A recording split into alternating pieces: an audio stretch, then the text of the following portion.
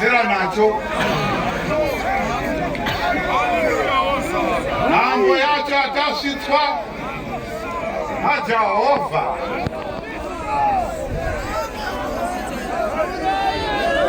Zera riri pano rekunamatwa kwaMwari, ina handinawo zera naro. MaAfrica edu, platform yava pano zvino enondaita muduku kwairi sezvakarehwa naPauro weTaso pane dzimwe nguva vana vaRoma akati handine nyadzi pamusoro peivhangeri iyi nokuti isimba raMwari rokuponesa mumwe nomumwe unotenda. MaAfrica edu, chimiro chava pano zvino Ndarikure yashandurwa yava muchimiro chekusimudza mheta makumbo, yava muchimiro chekubarisa asingabereki, yokusvinidza mapofu, yokutaudza mbeveve, yokumutsa vakafa. MaAfrica edu, Mwari ari pakati pedu, zviratidzo zvake zvokuva pakati pedu tiri kuzviona. Tabvira masikati tiinazo, tiri kufamba mazviri, takugara mazviri sezvakareva nedzimwe nguva achiti ndichava Mwari wavo, ivo vachava vanhu vangu, ndichagadza tabhenekari yangu pakati pavo, mweya wangu haungavasenyi. Tiri kuzviona munyika yechirumhanzu. MaAfrica hey, zvasarira kwauri mhai newe musikana newe mukomana paugere ipapo nemibaba pamugere ipapo, iwe ndiwe unoziva dambudziko rako. Platform yokusunungurwa kwako mukova wazarurwa. MaAfrica hey, taita savana vaIsraeri vadarika gungwa dzvuku, mvura yakamurwa naJehovha, madziro aoma, mvura yaita dombo, pasi pakaita ruware, vakapinda 2.5 million to 3 million, vakapinda nemombe dzavo nezvipfuyo zvavo vachibira gungwa dzvuku. MaAfrica edu, ndochimiro chiri pano, gungwa raparuka, zvasarira kwauri. MaAfrica edu, shoko riri kuti handei mhai, handei musikana, handei mukomana, handei murume. Handine nguva, ndine maminisi mashoma, ndine nguva shomanana. MaAfrica edu, kumashure uku ndanzwa kuchitaurwa nezvako kubva mangwanani, kubva nezuro, kubva chiri kubva kuHarare, taudzwa kunzi kune mutambo wokupemberera 103 years dzomutumwa paroma zvaAfrica.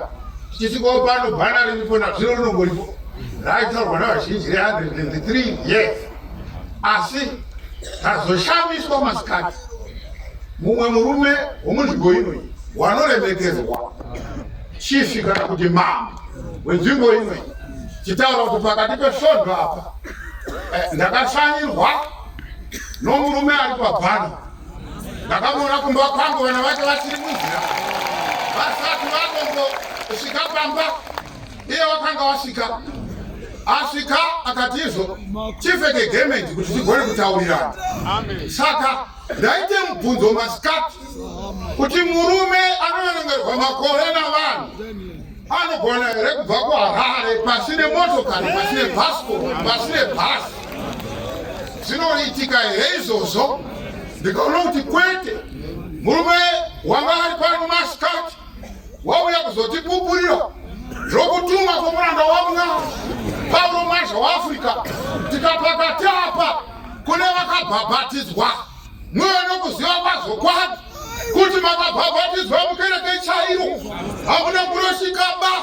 Uye pane vari pano makaitirwe nyasha, makakomborerwa, makapinzwa muchechi yematangwe inozivikanwa kudenga naMwari. MaAfrica edu, ndafanira ngarira kuti neimwe nguva atiitira tsitsi, takatizivisa zvakavanzika zvokutumwa kwake.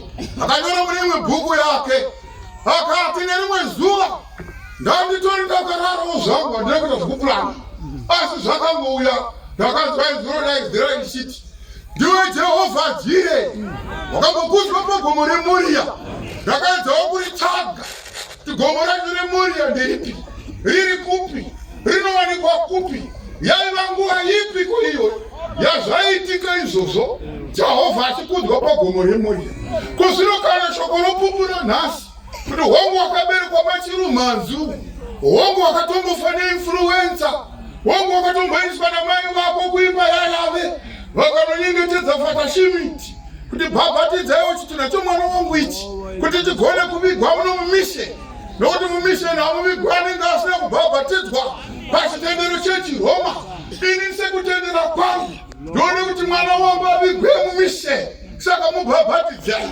fatashimiti aona kuramba akabhabhatidza hongu zvakaitika zvese izvozvo asi ndiwe Jehovha Jire wakambokudzwa pagomo reMoria ndiwe mweya mukurukuru wakauya kuzoita ugaro hwako mune ino nyika muAfrica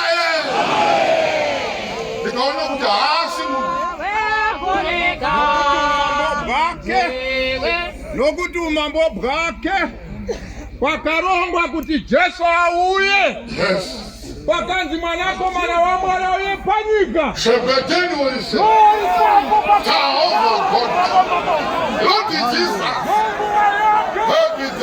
aswa zera redu nokusingaperi noumambo waJehovha musaona mumu anezera nesu avirwi amirirwi